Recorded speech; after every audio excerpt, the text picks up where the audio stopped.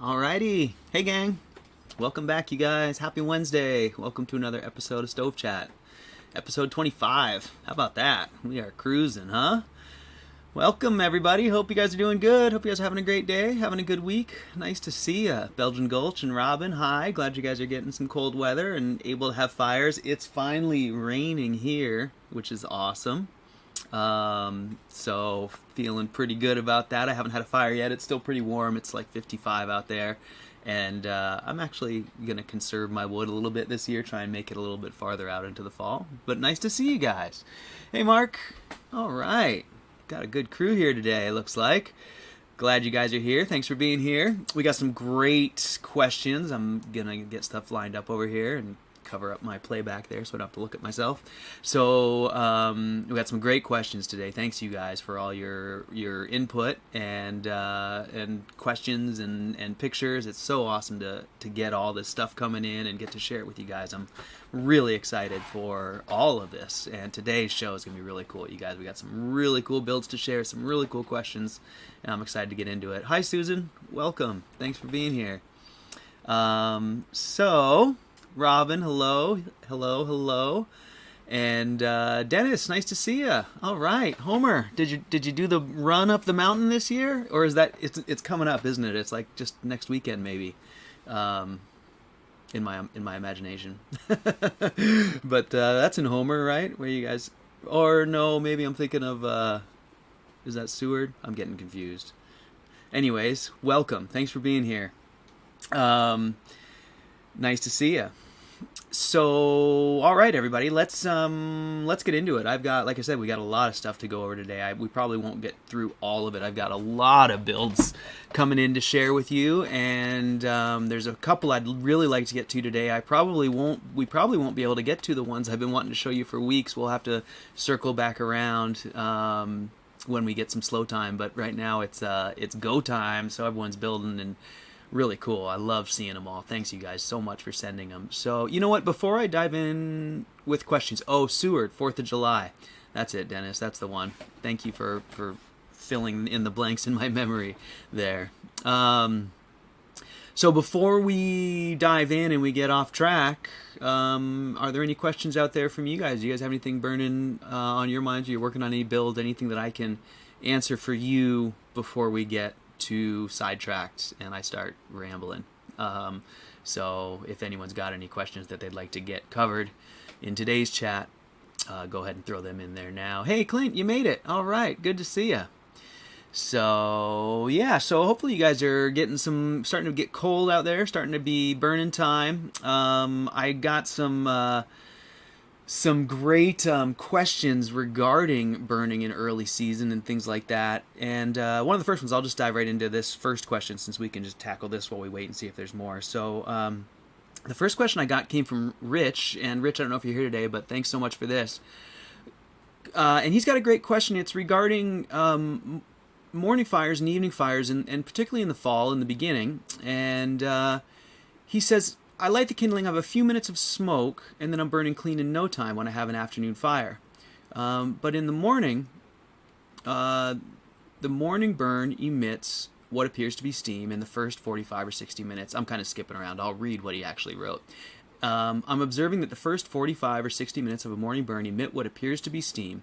I've even climbed on the roof and stuck my face in it. There is a hint of smoke, but it's primarily steam. But after some time passes, the steam goes away, and all I see is heat and signature above the pipe burning clean. If he has an evening fire, he's burning clean in no time. And he says, I guess the core is primed enough at that point, it's ready to take off. He's trying to get his head around the physics of what's going on, and he realizes it takes about an hour of burning to bring the dense brick core fully up to heat, but I'm having trouble understanding what's happening with the water vapor. My best guess is the relative humidity in the morning is highest, and the water precipitates out when it hits the outside air. So Rich's question, Rich, if I can just summarize for you, is basically, why do I get steam in the morning when I light up and not so much in the afternoon?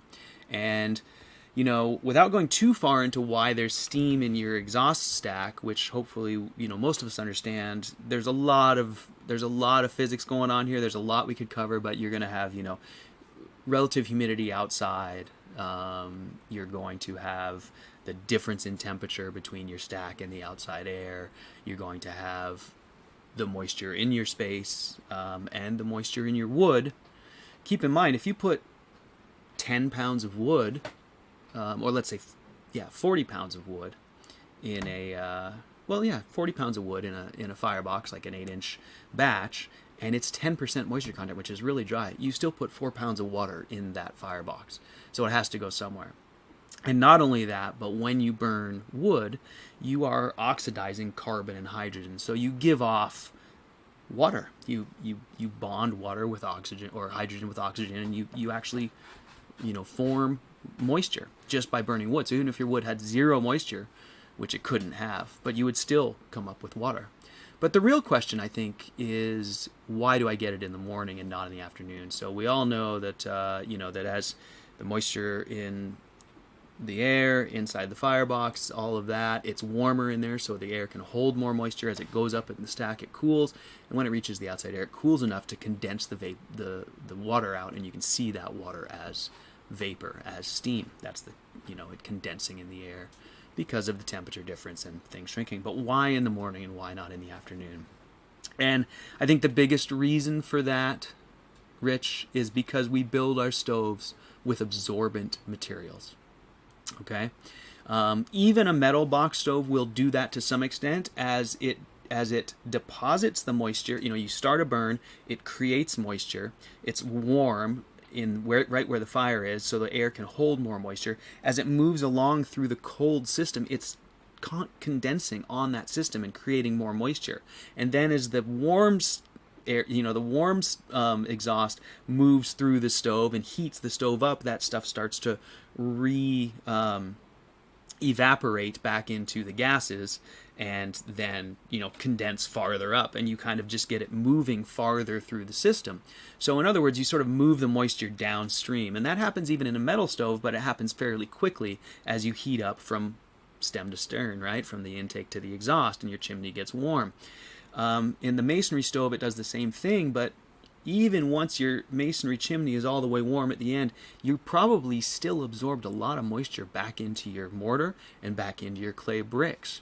So as you burn, if it's been sitting cold overnight, it's been soaking some of that moisture back in. Last night's fire, last night's cool air condensed in there. So you've got moisture entrained in there. Now, as you burn more consistently through the season, it starts to dry out. You'll probably see less of that, but it really depends on your burn cycles.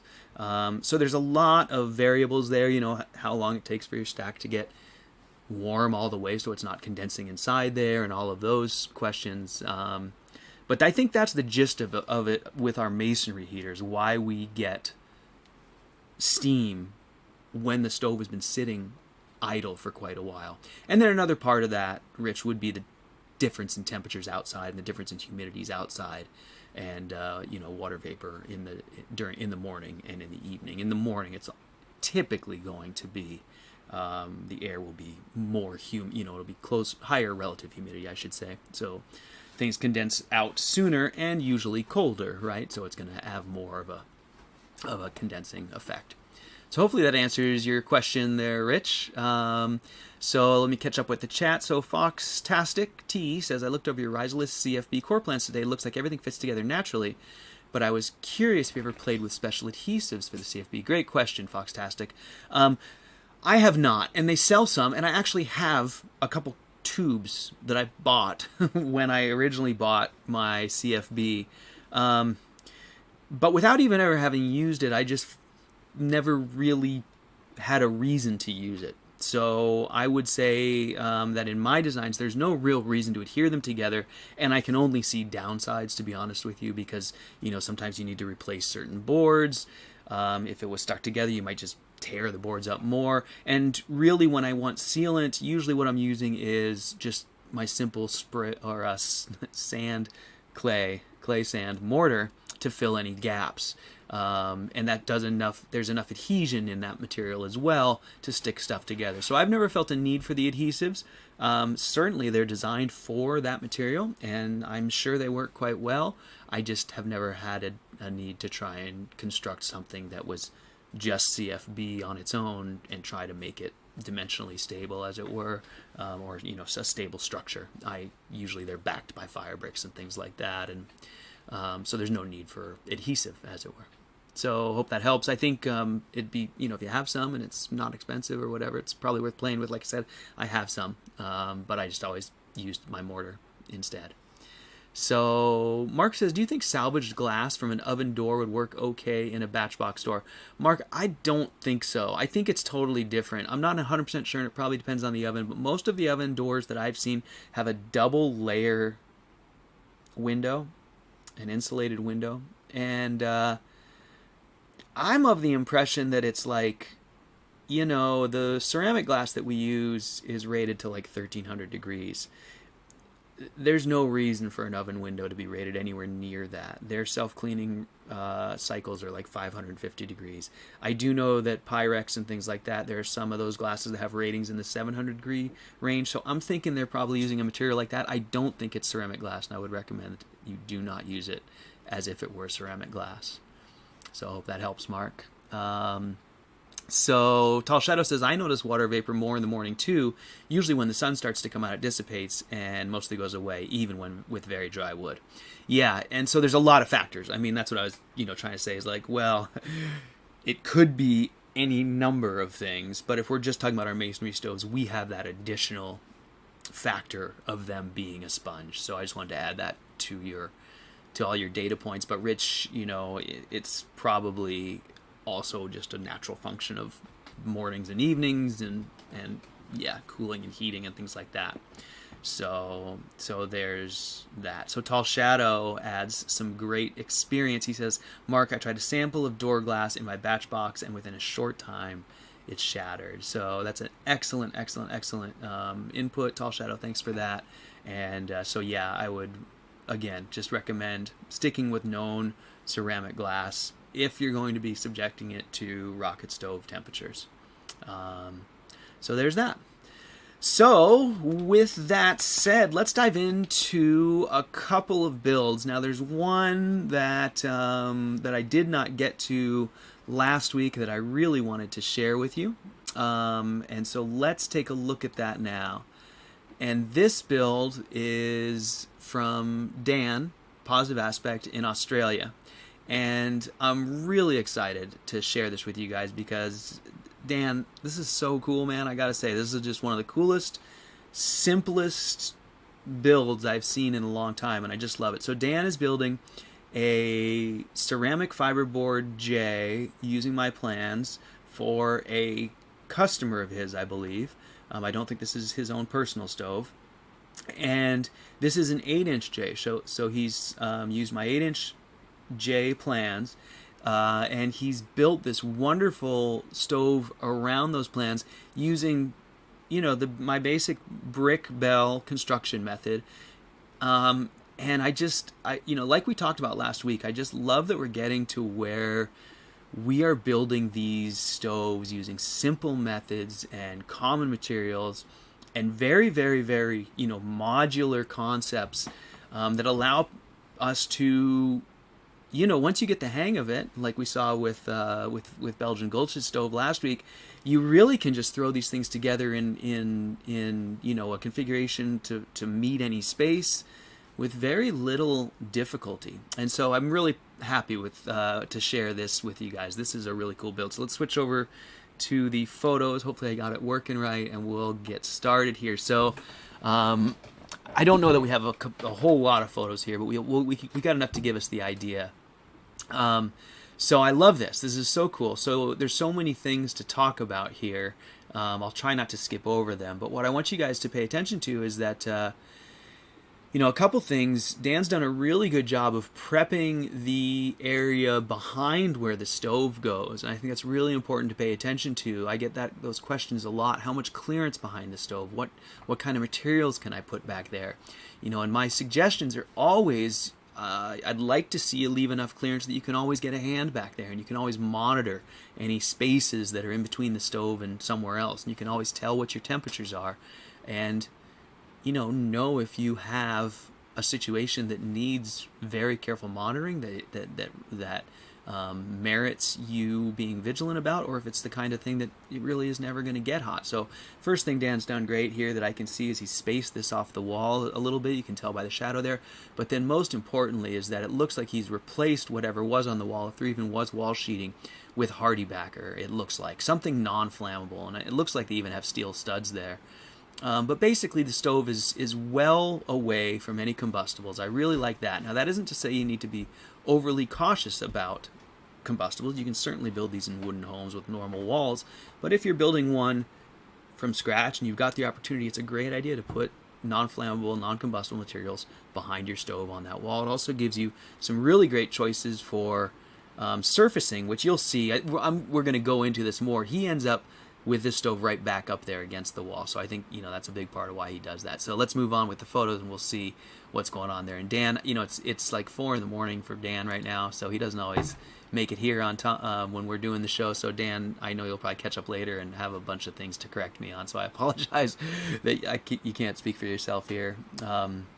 I'm sure I'm getting some of it wrong, but at any rate, here we go. You can now see it, and I was wrong. He didn't build it back towards the wall. He brought the whole thing in this way, so I was incorrect. He does keep it off the back wall the whole time. And what's cool about this that you'll see is that he's gone with a sort of heavy double skin concrete block on the back, backfilled with, looks like cob. I'm assuming it might be concrete, but I think it's probably just cob. And what that does for Dan's build here is it gives him a huge mass, a big heat sink back there, which adds just a ton of thermal mass. And as you can tell, it's all, well, we'll see as we go on, but all that part of the stove is basically encapsulated. You don't see it in the finished build. And so that's why he's got these, I assume that's why he's got the nice red brick along the outside.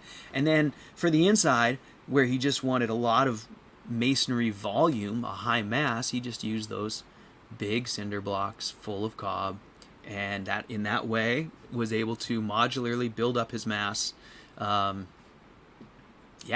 like that. So hopefully we're still broadcasting. Hopefully I'm just enchanting you guys with this awesome build. I haven't seen any comments come through, and I'm hoping that which is fine. I hope just hoping you guys are catching this because it's really cool. So as you can see where he's done now, aside from that internal mass, he also has those brick columns stacked up. Those are there to carry the bench tops, right? Because he's going to need somewhere for the bench tops to go.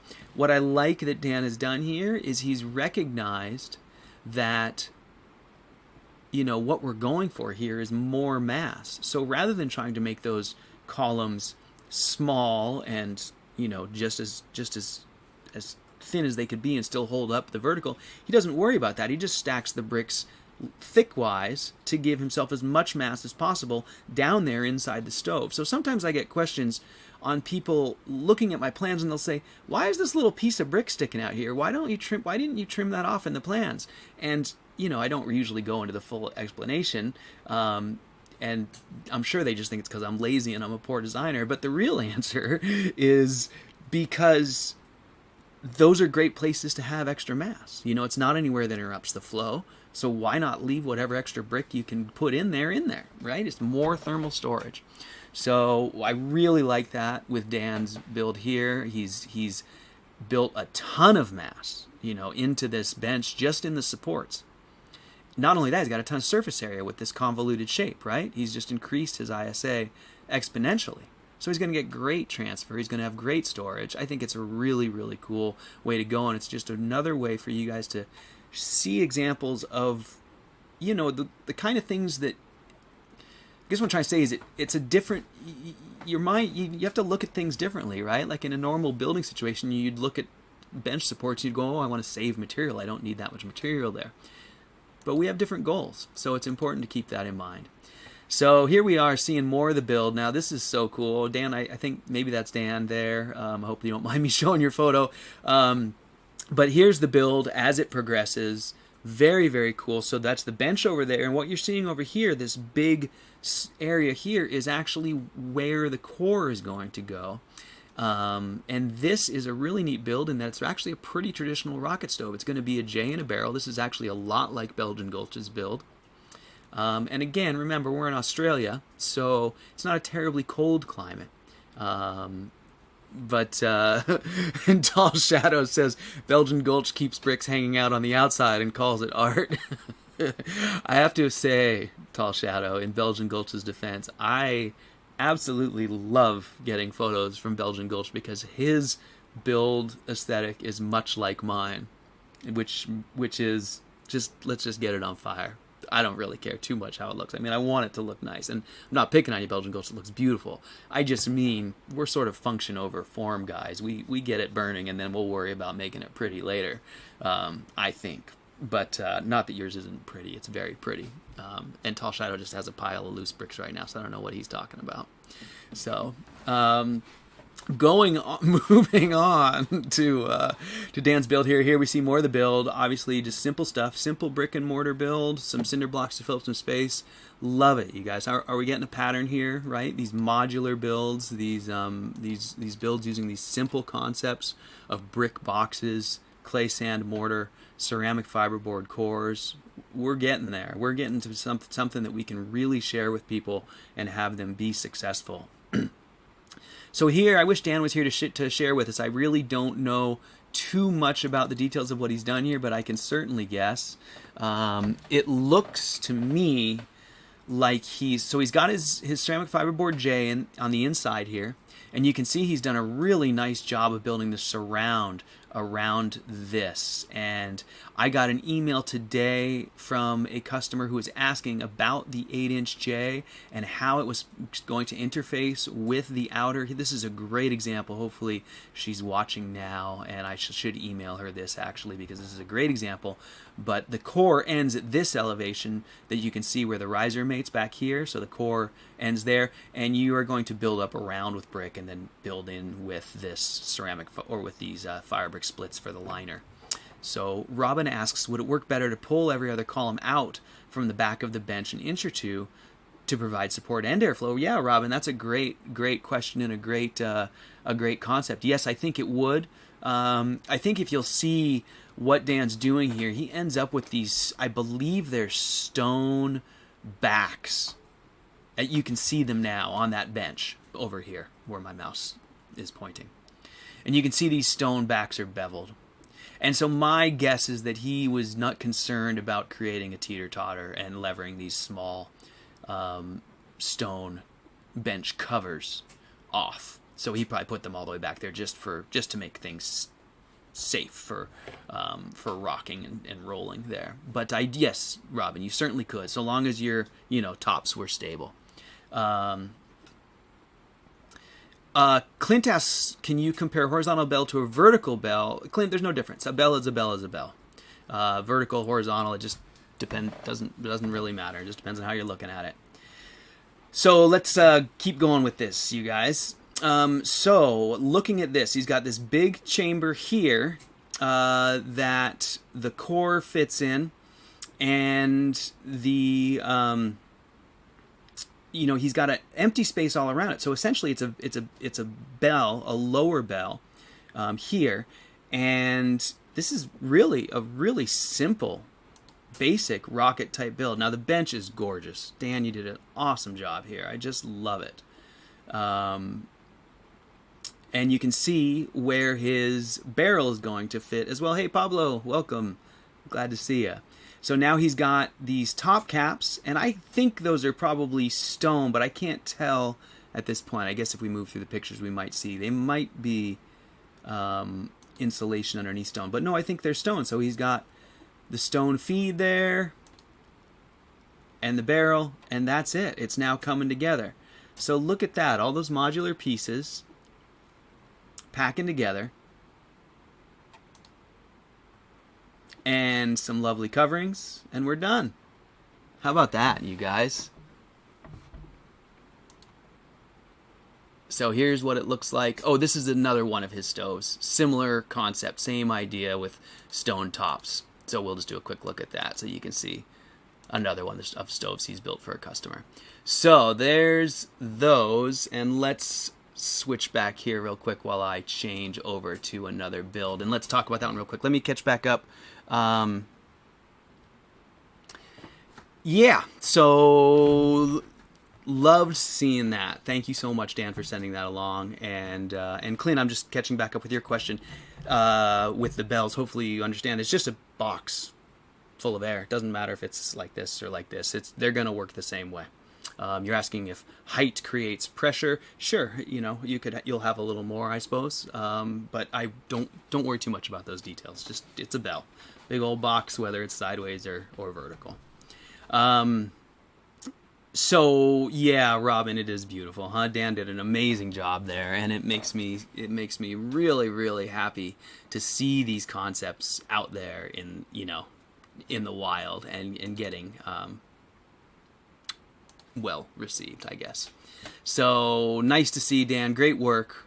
Lovely to see. So let's move on to the next build for today's show, which I'm really excited to share, which is our friend Tom, Belgian Gulch. So, Belgian Gulch, thank you so much for all this. And this is exciting, you guys, because we've been all following along as he's been building. And I think as of now, you are burning. Am I right, Belgian Gulch? You're having fires. So, Rich, you made it. All right, glad you're here. So I've got a whole lot of pictures in this folder. Oh, and Belgian Gulch, I apologize. I think you tried to send me a photo email. The last one you sent, I think the photos didn't come through. I don't know if they weren't sent or they didn't get into my email, but I didn't see the last ones there. So I'm just going to start, I guess, back at the beginning of this build so we can just all enjoy it from the get-go. So let's take a look at this. We've seen some of these before, so I'm going to kind of move through these quickly. But again, super simple construction concepts. The insulated bricks, the red brick backing. Really, really, really loving this build style that we're getting going here. And we've seen these. These were Belgian Gulch's work up to last week's chat. One of his wonderful doors. Just beautiful. Love those doors, Belgian Gulch. So if you guys aren't aware, last week I think we talked about it a little bit, but Belgian Gulch has been working on this door design as well as his secondary air tubes, and he's going to be making those available to you guys, to anyone, for sale, to be partnered with the plan sets. So if you're building one of my stoves, you can purchase. I already have piece lid doors, but these doors are going to be a much better fit in terms of custom designed just for these stoves, and they do have that safe, super safe secondary air or primary air inlet as well. So I think these are the premium option for doors, to be honest, and I'm really excited that we're finally starting to get something out there, Belgian Gulch. So thank you for making that available. So I think we're just about going to be caught up here with where we were last week. So here's the beginning of the new parts of the build, I think, Belgian Gulch. We can see his 6-minute riser being coupled to the top of the, or being coupled in there with the rest of the core. Looks like he's kind of captured it with some ceramic fiberboard and just basically infilled with cob, which I think is a great way to go. That's really all you need to do. Once it's in place, you can kind of just fill that gap up, and that seals all your joints, and then you're ready to go. Now here he's got the top just sitting on there. It is the premium option door there, Tall Shadow, I think. Look at how nice that thing is. This is a great photo to show that off. I mean, that thing is sweet. The piece lid doors are really nice as well, and they're cast, but you're making a bit of a compromise in the sense that they, the sizing is not exact with the piece lid doors. They're just the closest commercial door. I've made them work. The performance is just fine, but probably the biggest downside to them, I love them. I'm not trying to slag on them at all, but the biggest downside is the thing that Tall Shadow, or that Belgian Gulch fixed in this door, which is, especially in a climate like his where it's very dry and fire is a very big risk. He's done an amazing job of eliminating the danger of sparks popping out through your primary or secondary air while still retaining a window. And that's not an easy task. And you know, you guys, I know you guys work together on this, but it's super cool, and I do think it makes it the premium option. I really do think that, and obviously, you know, look at the handwork and care that's gone into it. So I'm really excited about it, you guys. Just like I'm excited about Luke offering the rocket stove cores, Belgian Gulch. I'm so pleased. You know, you guys know my goal for years has been to make these stoves more approachable and more buildable, and so the more we get hardware options and things like that, you know, the better it is for everybody. So there's that. Front view of the door, beautiful. And here we see the stove starting to come together. Now, keep in mind that he's building this on the dead carcass of his old stove. So what you see down below this is really just a plinth. It's just a platform for this to sit on. So there's, you know, just a lot of space below. But this is the stove, basically, up here, I believe. Do I have that correct, Belgian Gulch? You didn't plumb anything down into this. There's no hollow space down below that's acting as bell, I don't think. So there we are, ceramic fiberboard for the top of the firebox. Super simple build, right? It looks great. Here it is in the space. And I believe you told us last time this is the studio. Oh, that's right. There is a bench. I'm sorry. There's a bench going off the far side back there that we can't see. I was incorrect. It does get plumbed down low. So the exhaust does drop out of this bell area.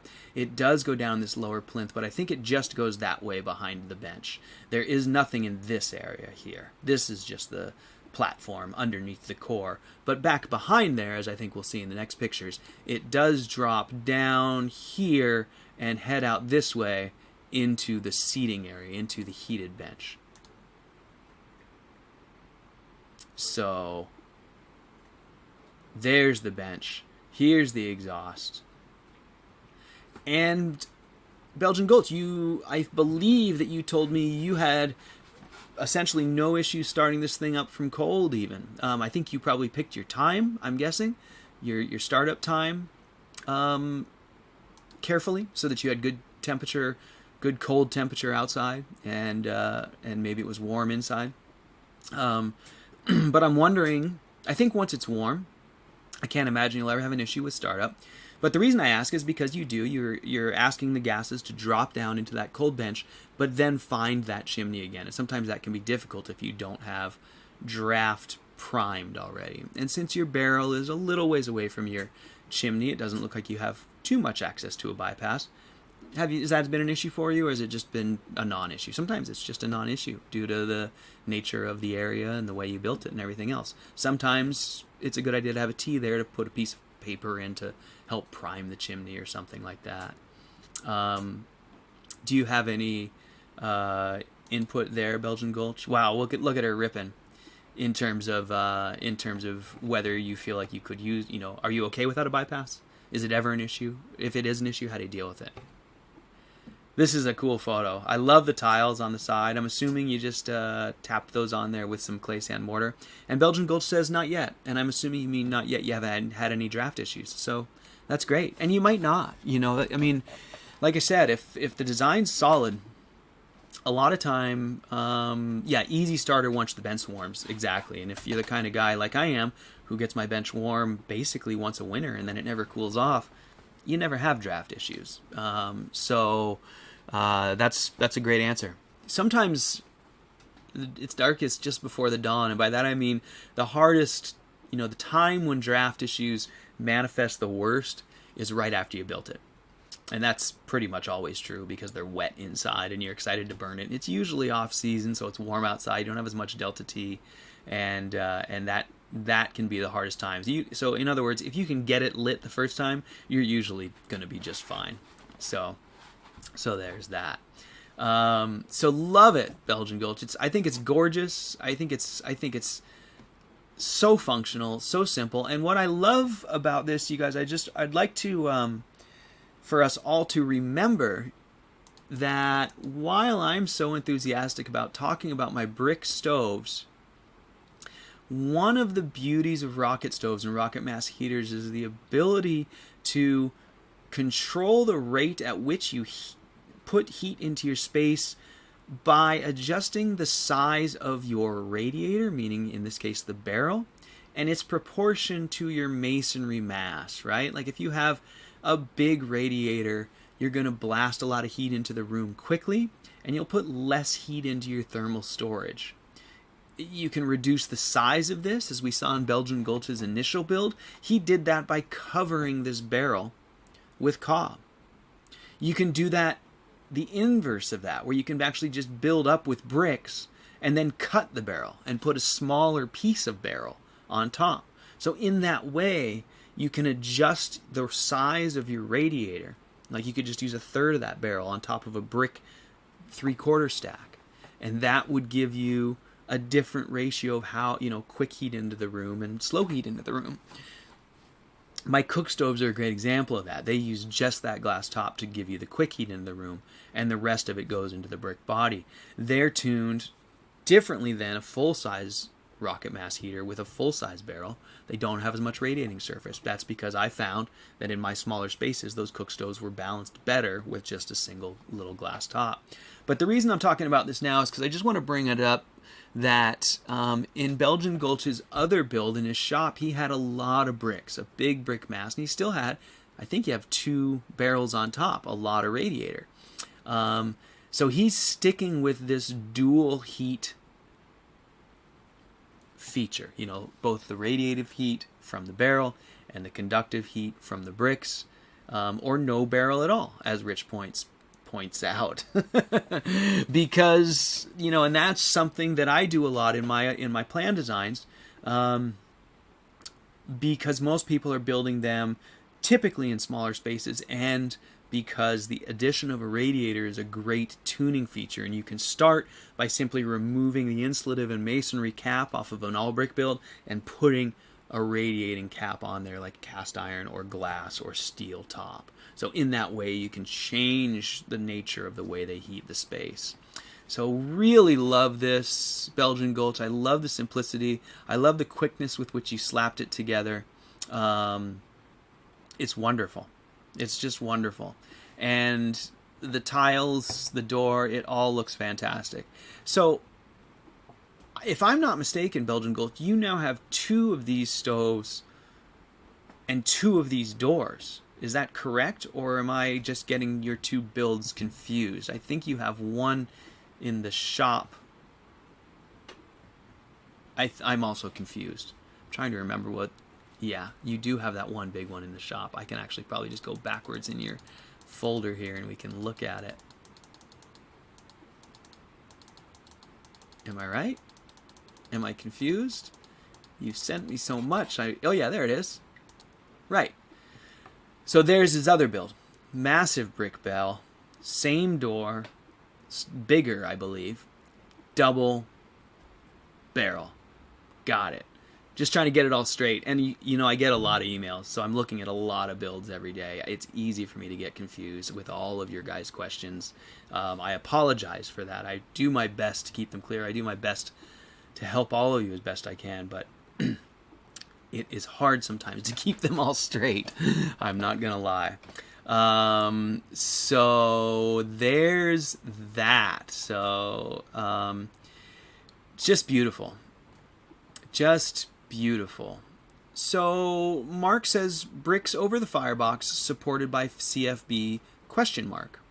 And I know what Mark's asking. He's saying, is this okay? Are those strong enough? And Mark, I'm going to say absolutely yes. Now, what I want you to notice is that if you look at this gap here, while if the CFB wasn't there, a brick might drop through this gap, this is only about 1 brick long. So when he's got those inner bricks sitting here, they are, it's not like he's just got the weight of the bricks right on this center line and this thing can taco in. So he's got a few things going on. He's got the bricks cantilevered off the edges on both sides here. And I'll move forward back to those pictures so we can see that. So you can see he's got these bricks cantilevered here over that. That's giving some support to that middle. And then what I want you to remember is that this is all going to get mortared in. Okay, so what that mortar does is it really makes this, when you're setting them, the CFB is carrying the weight of these center bricks. And it's a little bit iffy, but it's not really, because, like I said, that inner support is so close. It'd be really difficult to break this thing. But just for peace of mind, once this thing's mortared together, then it acts as a unified piece, unless you sit on it or something. You could break the mortar. But that helps to alleviate any pressure on the top. And lastly, that CFB is a heck of a lot stronger than people give it credit for. I do know that there are some different qualities of CFB out there. I sometimes wonder if the Europeans get much worse than we do, because sometimes the Europeans really seem to think it's like gonna puff away like it's made of cotton balls. But the CFB I've been using, if I smacked you over the head with it, you wouldn't be very stoked. It would hurt. Like, it's pretty dense and hard. It's a pretty good board. So just want you to know that it's not that fragile. Like, you could do this dry and probably for years, and that CFB would not fail over the roof right there. But with the addition of the cob and the layers, I don't think there's any danger at all here. Now, obviously, he's got those two kind of, those bricks in the middle back. These ones here. Like, if something were to drop on there, like you dropped a bowling ball, sure, it could go through there. But as it is, it's going to make sort of a window pane over that thing, and it should be plenty durable. So I think probably not much to be concerned about there. And like Belgian Gulch says, he's got an 8 3/4 inch gap for the firebox width, which means the brick up here is basically spanning that width. So I don't think there's any risk. And Rich says there's a stove at Wheaton Labs that has 3 barrels. I think that might be the stove that Peter and I built, although maybe not. I can't remember if that was a 3 or a 2 barrel stove. But yes, you get a ton of radiant surface area. And Belgian Gulch says easy to rebuild if it broke. I love that. I mean, that's man, Belgian Gulch, you and I, we think alike. That just really puts it into perspective, and I love that. So I want to give an example of that. Many years ago, and I still get it now and then, but when we were first playing with CFB, one of the biggest questions always was, can I coat it with a skin and try and protect it? And one of the biggest reasons you can't, that won't work, is because you're just going to create an eggshell over something soft and it's going to break. But the main reason that always bothered me so much was because it seemed to me that coating the inside of that stuff with some plaster and reaching your hand in there and plastering it all carefully was way more work than just sticking a new board in there when it got bad. Put some removable cheeks in there, and in 1 minute you can cut a new one and stick one in there. So, I always try to weigh that as well. Is that might fail, but I could replace that 30 times before I even had half the effort or expense of the one permanent fix. Now, everyone's going to have somewhere on that gradient where they lie, and it's going to be determined by a lot of different factors. But I just want to point out that both of those are that it's totally okay to think that way. And I think you get better builds by moving forward with by trying things out like this and saying, you know what, not only is that good enough, it's great. And it was quick and easy to build. I mean, look at our 5-minute, 6-minute risers. They're great examples of that. So there's that. So let's get back into a little conversation. I've got another build we could look at, but I might save it for next week because I've got a few more things that I want to talk about. And yeah, we can go back to the builds in a few minutes. So let's me get back caught up in the chat here.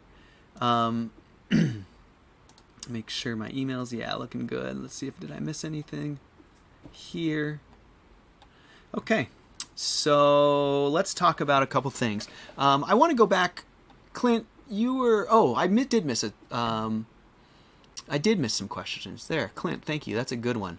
So let me go back up. So first of all, Clint asked his bell question, and he was asking about the compare a horizontal bell to a vertical bell. So we can go a little more into that. But the next question was open, close chimney cap to keep the whole chimney warm. And I'm not sure. Oh, I see. Would you want to be able to close the chimney cap at the end of the burn? So I'm not really clear on that open-close chimney cap question, Clint. And with regards to bells, horizontal and vertical bell, I'm assuming at startup the flue gases spill into the vertical bell, and because of its height creates more pressure. Yeah, so again, bells, I really want you to just think of them as boxes. Don't worry too much about elevation. I mean, unless you're building something that's like multiple stories tall, I don't think elevation is going to be a big difference in terms of how it performs. We do need to think about elevations. They're very crucial with regards to where openings and exits are. But with regards to performance, they're going to act roughly the same. So really what you need to worry about is what's happening at the top, how much space do you have, surface area do you have, how much heat are you putting in there, how fast do you want it to heat, how far does it have to fall? Are you hoping to heat all of that wall of your bell, the vertical part of it? If so, how tall is it? There's a lot of factors that go into it, but they're really all the same regardless of whether your box is wider than it is tall or taller than it is wide. It's just a box. That's all there is to it. So don't overthink that too much. Worry about the elevations for your inlets, exits. It can all be one big space. You don't need to have independent inlets and exits. You can just have one big opening, and the gases will flow just fine. But that's the gist of it. Just think of it like a box. Don't worry too much about whether it's wider or taller, or any of those things. So there's that. And then another great topic, and this is kind of on the subject of bells and elevation, and so this is a good one to talk about. I heard a great quote the other day, and it's something I really wanted to share with you guys, and it's regarding ovens. And to me, an oven, in my designs, an oven is a bell, right? That's all it is. Oh, okay, Clint says my outside water boiler could close the top of the chimney after the burn. It meant the entire chimney stayed warm. Oh, I see, a chimney shut-off baffle. Yeah, that's a pretty common concept in the rocket stove or the masonry stove world, Clint, and there's a few different schools of thought. The best practice is just to shut off the front end. So if you don't have air moving through the stove, it won't be able to escape out the chimney very fast. The problem with a shutoff at the back end of the stove is that if you have someone inexperienced using it, obviously you can create a dangerous situation. So that's something that every owner-operator has to decide for themselves. It's not inherently dangerous if you have a shutoff at the chimney, but generally it's considered poor practice because it can create a deadly situation in the house if someone doesn't know what they're doing. So that's the only reason not to do it. But otherwise, yes, Clint, it's a great idea to retain heat in the system by trying to reduce airflow through it. You can do that from the front or from the back. Ideally from the front for safety. Ideally, probably from the back for ultimate heat retention. So going back to oven temperature, I heard this great quote, and the quote was, 350 degrees Fahrenheit is the 55 miles per hour of ovens. And that quote was just referring to cooking. It didn't really have anything to do with what we do, the building. But I thought it was a really, really, really important sort of landmark for us to keep in mind when we're building our ovens, when we're thinking about our stoves. Because these brick ovens, particularly, or masonry in general, ovens, are somewhat limited by the nature of the material that surrounds them, because they'll never get hotter,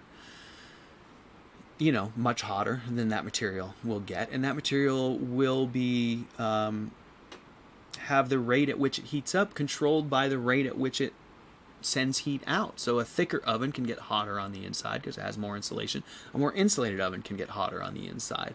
When I say thicker, I mean thicker with red bricks as opposed to thinner with red bricks, and so on and so on. You can go on down that road a long ways. But what I want to bring up is that the bells next to the cook stoves in my designs, and I think that Generally, most of the rocket stoves I've built. Now, if you have a big radiator, it'll be a little cooler after the descending downdraft section, right after the riser. But in most rocket stoves that I've built and experienced, pretty much right after the riser, a little bit of radiator, and somewhere out after that, you're in that 200 to 400 degree range. And that is kind of the oven sweet spot. 350 degrees is the 55 miles per hour of ovens. And so, the reason I want to bring that up is because I want to just bring up something about oven temperatures and bell temperatures in general inside. And that is that they respond, let's see, how can I put this? They respond to temperature, the space inside the bell is moderated by the masonry of the bell, and the whole thing responds to temperature sort of as a unit. And so unless you insulate very well inside the oven, you should not expect your oven to blast right up to 350 degrees and stay there, right? To get to 350 degrees, you're going to have to burn until the whole masonry inside is 350 degrees. And then it will be very stable at that temperature. And so this is just my way of saying, I've had some people say, can this oven reach 400 degrees? And can I bake at 400 degrees? Absolutely. Can it reach 450 degrees? Probably. Can it reach 500 degrees? It's getting to the high end of things. But what I really want to stress is that while I say it can reach 450 degrees, you have to understand that in order to do that, you've probably been burning all day just because you need to get all the masonry that hot. And so when I say 350 is the 55 miles per hour, what I want to point out is that what our goals are when we design these stoves, we design for when the stove is hot, okay? People talk about their bench top temperature, what is too hot, what is too cold, and we talked about it last week. Well, what you want is you want it to be just right when it's really cold outside and you've been burning all day. Okay, you've been trying to get your stove as hot as you can. So that's what we want to design for. We don't want to design for one fire in the firebox unless that's all we're ever going to have.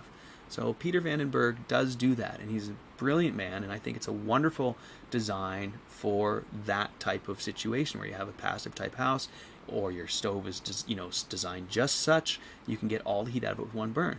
But should you ever want to have more burns, if you've designed for one burn, you're going to have things that overheat. Whereas if we design ours for continuous burning and we design for when the stove is hot, we won't have overheating situations. This is a long way of just kind of saying, if your ideal bench temp is 100 degrees, you want your bench temp to be 100 degrees after 6 hours of burning. You don't want it to be there after 1 hour of burning, or it's going to be 300 degrees, when it's been 6 hours of burning on those really cold days, if that's what ends up happening. So, same thing with ovens. If you don't ever anticipate burning your stove hot enough to get the whole thing hot, but you want a hot oven, then you probably need to insulate inside your oven chamber so you can just heat the oven and not heat the bricks. Conversely, if cooking is a goal of yours, but you also like these long heat cycles, then you might move your oven down lower in your bell so that you can have the oven blazing hot. And maybe what you like to cook is a lower temperature cooking thing. Or maybe you just put racks at different temps if it's the black oven like I like. And speaking of black ovens and white ovens, one thing that question I get a lot is people really, really struggling with the concept, or not the concept, but choosing between those black and white ovens. And I'm going to just reiterate that my choice is black oven because it gives you a wider range of temperature and a little more control. And if I want it to be a white oven, I can just cook whatever I want to cook inside a covered cooker. So I like Amelie Henry ceramic Dutch ovens and things. They're great for cooking, for baking bread. They're great, anything that you want to just bake normally, you can bake in a covered ceramic roaster. And that makes it a white oven. So to me, that's the simple solution, and you get great cooking. So let me get back up with the chat. I just wanted to touch base on design when the stove is hot and oven temps. And part of design for when the stove is hot comes down to skin temps as well, like we talked about with benches. So just keep that in mind. If you're somewhere where it's warm and you're not going to burn much, you might need to modify things. If you're somewhere where it's cold and you're going to be burning hot all the time, then maybe it is time to look at maybe double skins or things like that. So, and these are things that you can tune once you've built the stove as well. So just keep those things in mind. And Belgian Gulch says more flavor in a black oven, and I totally agree. I mean, I like a black oven because most of my cooking is going to be smoking meat. I don't really do any baking anymore. But even when I was doing a lot of baking, I still liked my black oven. So there you go. Clint says, in your Continental stove, I plan to put in a steel oven and line the brick oven bell. Line the brick oven bell with aluminum plate. Why would you line the brick oven bell with aluminum plate, I wonder? Easier to get the steel oven hot. Okay. Cool. Well, I'd love to hear how that works for you, Clint. That sounds really interesting. So it's definitely an interesting concept. I'm not sure what the aluminum is there for. Maybe as a, aluminum's pretty conductive. I think if you're really trying to get the steel oven hot, I would recommend lining the brick oven bell with either ceramic fiberboard or ceramic wool. But that might be too insulative. I'm not sure what your goals are and how cold it's going to get where you are and things like that. So, I'm not sure what the aluminum is going to do for you. Yeah, it might reflect a little. It is shiny, so it doesn't. It's hard to say, Clint. I'd love to hear it. I'd love to hear your experience. I'm curious. I have no idea what to expect. So, hopefully it will work great for you. That's actually a really interesting idea. It does reflect heat. You're right. It's low emissivity, shiny polished aluminum. It might just work. Who knows? I think that's an interesting idea. I think insulation would be better in there, but if you've got some aluminum plate, man, go for it. I think that's really interesting, and I'd love to hear how it works out for you. So please do keep me posted. So all right, you guys. Well, that's about an hour. I think that's enough for today. Really, really, really awesome questions and builds from all you guys this week. Thank you so much for keeping us full of content. And David, yeah, I agree with you. I think the aluminum is a better conductor of heat than steel. I think Clint is thinking more of radiation, which is a pretty good radiant barrier, but that isn't really what you got going on inside the bell as much as you've got conductive heat. So I think insulation would be a better choice, Clint. But like I said, if you've got aluminum, I mean, what the heck? And you're really just trying to beat the brick.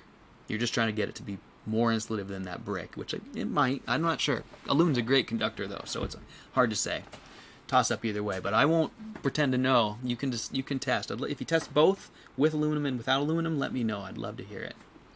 So, but anyways, that's enough, you guys. That's an hour. Thank you guys so much, as always, for all your comments and questions and your awesome content.